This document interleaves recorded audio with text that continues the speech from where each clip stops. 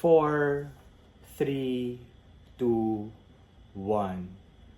Mr. Speaker, ladies and gentlemen, in an ever-changing, progressive, and secular world, the Catholic Church, who serves as a beacon of hope and faith, have to realize that in order to be more palatable and be able to get more people, they need to be able to position themselves as more empathetic in order to see things from their own perspective, in order for the rest of the world not to think that they are so radicalized and so conservative that they cannot change their particular minds. The Catholic Church teaching or dogma is important, but we don't think that it's an absolute truth, especially since it's been passed on through oral tradition, ladies and gentlemen, and has been written by evangelists like the people who wrote the gospel, who ultimately are fallible, ladies and gentlemen, and things can get lost in translation or things can get confused over the sands of time.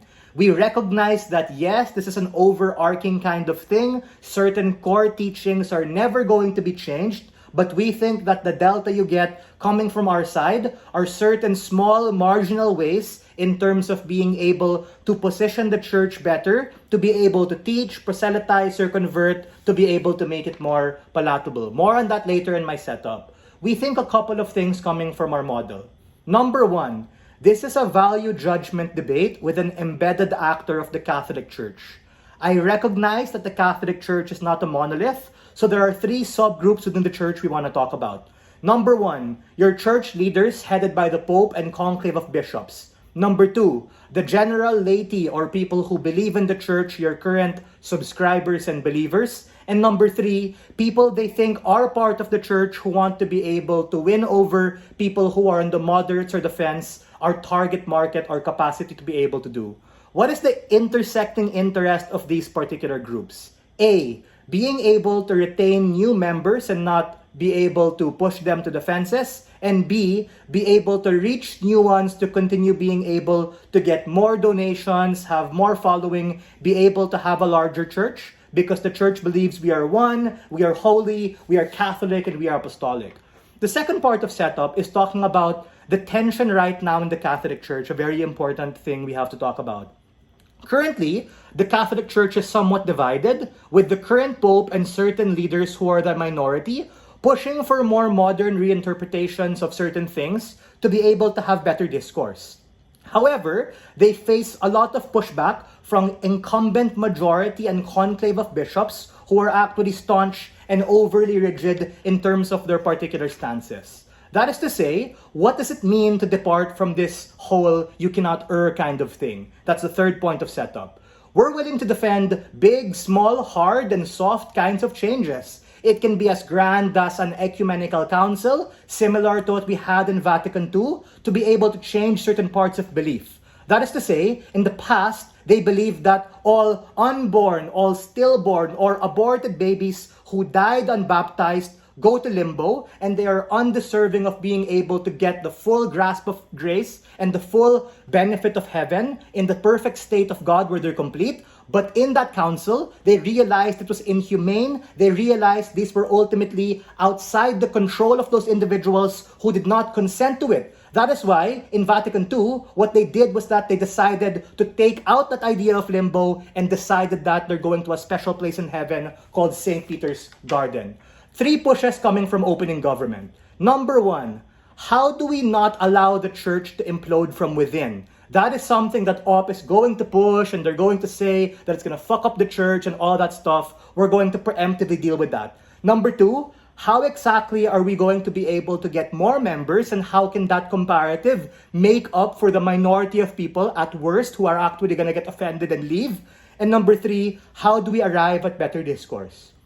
First idea, how do we not allow the church to be able to implode from within?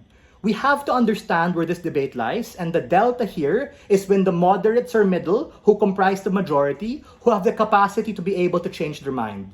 This looks like some queer individuals who to some extent feel a lot of cognitive dissonance, wherein they might have been brought up in a conservative upbringing, but they feel failed by the church because of their inability to grapple with their own sexuality. That is to say that they cannot do things like get married, they can't be able to do things like express themselves, or else it's a sin.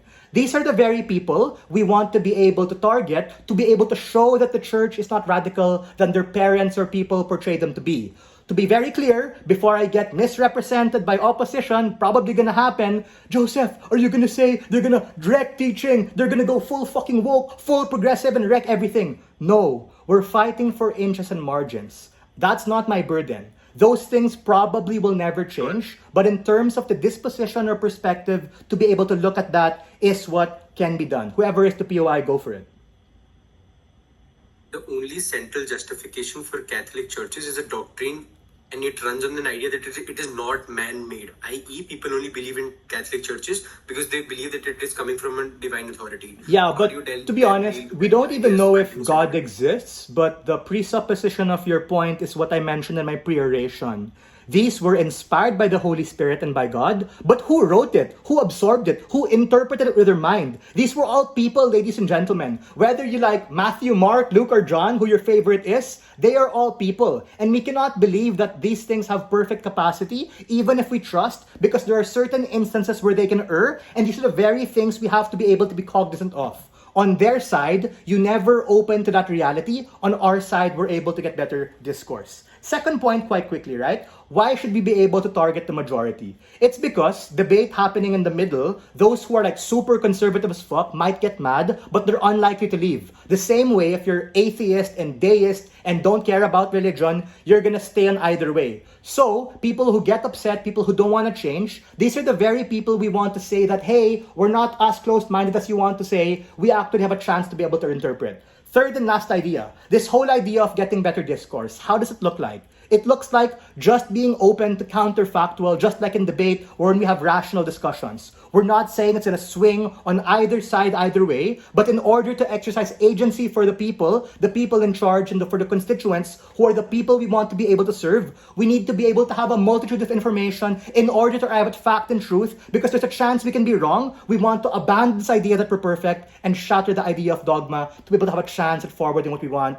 For all of these reasons, we are very proud to stand on side proposition and open this debate.